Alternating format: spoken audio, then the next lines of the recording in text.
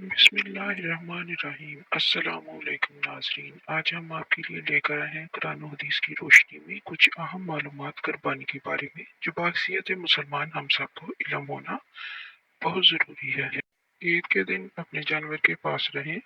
حضرت ابو سعید خضری رضی اللہ تعالیٰ عنہ سے روایت ہے کہ رسول اللہ صلی اللہ علیہ وآلہ وسلم نے حضرت فاطمہ رضی اللہ تعالیٰ عنہا سے فرمایا، فاطمہ اٹھو، اپنے قربانی کے جانور کے پاس رہو اور اسے ذبح ہوتے دیکھو، کیونکہ اس کے خون کا پہلا قطرہ جو زمین پر گرے گا اس کے ساتھ ہی تمہارے تمام گزشتہ گناہ معاف ہو جائیں گے۔ حضرت فاطمہ رضی اللہ تعالیٰ عنہا نے سوال کیا کہ اے اللہ کے رسول صلی اللہ علیہ وآلہ وسلم، یہ فضیلت ہم اہل بیت یعنی خاندان نبوت کے لیے مخصوص ہے یا ہم اور تمام مسلمان اس کے مستحق ہیں؟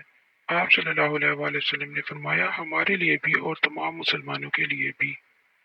آؤ دیکھو، میرا جانور آپ کے جانور سے بڑا اور خوبصورت ہے۔ سورۃ الحج آیت نمبر 37 کا ترجمہ ہے، اللہ تعالیٰ تک نہ ان کا گوشت پہنچتا ہے اور نہ خون، بلکہ اس تک تمہاری پرہیزگاری پہنچتی ہے۔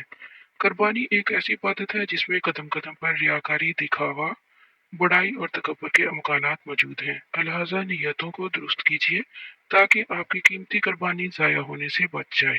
ان جانور کے بال گنے۔ حضرت زید بن ارقم رضی اللہ تعالیٰ عنہ سے روایت ہے، صحابہ اکرام نے عرض کی، یا رسول اللہ صلی اللہ علیہ وآلہ وسلم، یہ قربانیاں کیا ہیں؟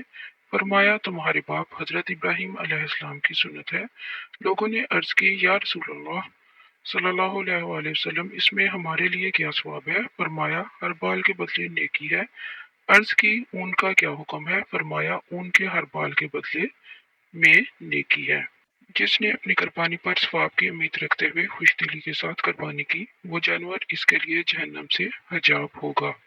فرمان رسول صلی اللہ علیہ وآلہ وسلم، اپنی قربانیوں کو موٹا تازہ کرو، کیونکہ یہ پل صراط پر تمہاری سواریاں ہوں گی۔